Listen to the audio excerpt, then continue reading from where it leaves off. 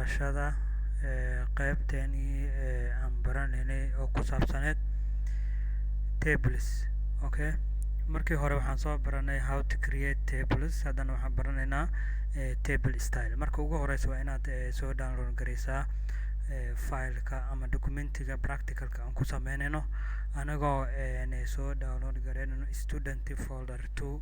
waxaad galaysaa barashada .net firefoxka isticmaal ama Chrome isticmaal ama ka adiga jeceshahay. meesha kore address barka waxaad ku qoraysaa barashada markaa ku qortid .net then enter baa leedahay, kadibna passwordkaaga gelinaysaa. waxaad ku dhufanaysaa download isaa ku dhufanaysaa. download markaa ku dhufatid hoose aadaysaa adoo isticmaala scroll barka, then hoos markaa aadid meesha lambarka 3 student folder 2 gaasaa dooranaysaa. okay, marka waxaa kusoo baxayo download daaqada downloadka kusoo baxayso. marka si qaybta hoose dhibicda ayaad gelinaysaa. open with hadihin waxaad doorataa save file dooranaysaa. save file markaad dooratid then downloadka bilaabanayo. markuu downloadka dhameeyo computerka meesha computer furaysaa ama Windows Explorer ka furaysaa. halkaana waa ka geli kartaa folderkaas. haddaa ku dhufatidna toosa u tegi kartaa, ama haddaa rabtidna start buttonka computer waa tegaysaa, then download isaa ku dhufanaysaa, kadibna student folder. marka student word waxaan ka wadaa word processing 2013 student folderka markaa furtid folderkaasaad click siinaysaa, right click then copy waa leedahay. copy markaad dhahdid then waxaad desktopka meel cilla markaad mouseka aad ku dhufato right click aa siinaysaa, paste aa ku dhufanaysaa. then waa ka waxaa noo furmay waxaan soo copy gareynay casharkeeni folderkaas ku jira. then folderka markaa furtid waxaa furaysaa tables aa furaysaa, table style. marka table style markaa furaysid waxyaalo badan ku jiro. t waa taabanaysaa, table t waa ka bilaabataa sida short ka dhahaan wixii meesha t-da dhan buu ku geenayaa. then waxaad ka raadinaysaa table style. waa ka table style kaas right click siinaysaa ama double click open baa leedahay, then wordku kugu furayaa. then wordka markuu saan yahay tableka waa kana waa samaysan yahay. waxaan rabnaa inaan qurxino. sidee u qurxinaynaa? waxaad ku dhufanaysaa qaybta kore design baad tegaysaa. design markaa aragtid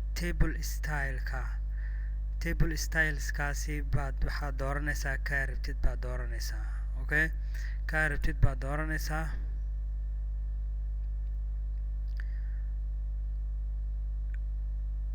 okay, kan afraad baan dooranaynaa. marka waa aragtay wuu isbedelay. haddaa rabtidna kuwa kaloo badan haddaa rabtidna waxaa ku dhufanaysaa falaartaasaa ku dhufanaysaa hoos usii jeedo more waaye. marka waxyaalo ayagoo badan baa kusoo baxayo. then waxaad kusii dhufanaysaa styleka aad jeceshahay baad dooranaysaa. okay, saa jeceshahay ama colorka rabtid dooranaysaa. haddaa rabtidna modification aa ku sameyn karta modification styleka. okay, modification haddaa ku dhufatid nooca doontada ka dhigan kartaa, waa custom camal.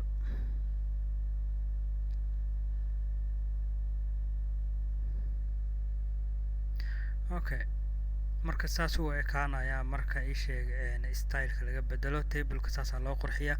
waxaan soo baranay sida tableka loo sameeyo. okay, mid marka intaa samaysid aad xog ku qortid ama waxaad jeceshahay aad ku qortid ama wax xog fiican oo shaqo ah baad ku qori kartaa, kadibna saana u qurxin kartaa. mustaqbalka waa isticmaalaysaa. marka saa u ogow. then cashirkeena kalena noogu xigo waxaa waaye tablekan xirin. waxaan rabnaa inaan barano cell margin. cell marginka muxuu yahay? marka cell marginka wuxuu sameynayaa qoraalka buu ka ilaalinayaa inuu gaaro geesaha. marka adoo meeshaan tablekaagan dhex jooga ama tableka meeshaas adoo doortay baa waxaad tegaysaa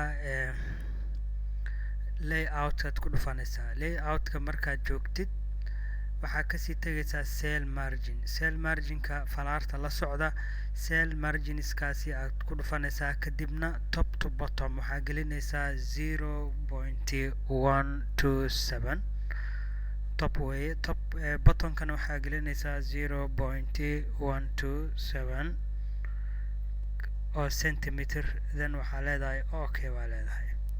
saa ka aragtid wuu isbedelay xoogaa yar guduhu soo galay, shrinking wax la loogu sameeyey.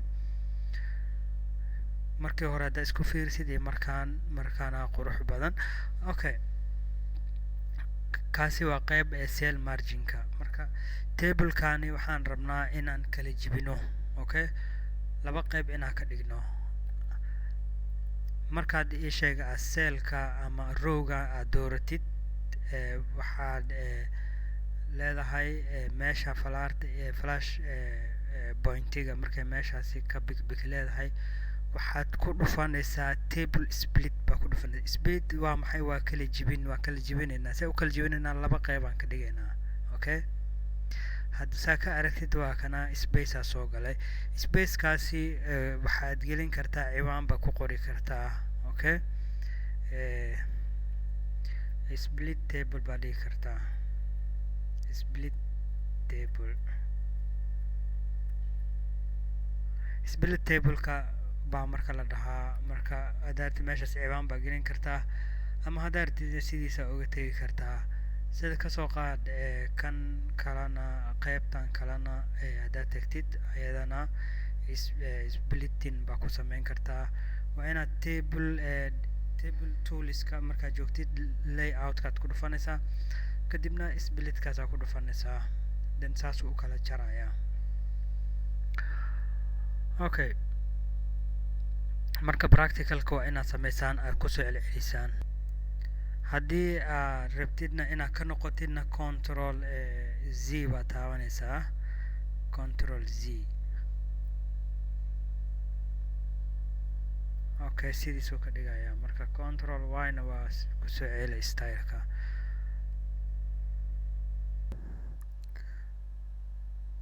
okay, cashirkeena kaloo nagu xigan waxaa weeye text directionka waa maxay? qoraalka directionkiisuu bedelayaa. ma fahantay? vertical ayuu ka dhigayaa. marka rowga labaad tablekeena ayaan dooranaynaa. rowgaas markuu ku dooran yahay haddaa aragtid layoutka tegaysaa. still waxaan joognaa designkii baan joognaa, qaybta layoutka. marka dhankaaga haddaa sida ka aragtid dhanka alignmentigaas meesha ka koreyso direction ay ku qoran tahay ba waxaad taabanaysaa directionkaasa taabanaysaa, then qoraalkii waa isbedelayaa. directionkii waa isbedelay. haddaa rabtidna optionkaas waa isticmaali kartaa. optionkaas waxaa loogu talagalay text directionka inuu bedelo. saa ka aragtid. marka waa taasi waa mid.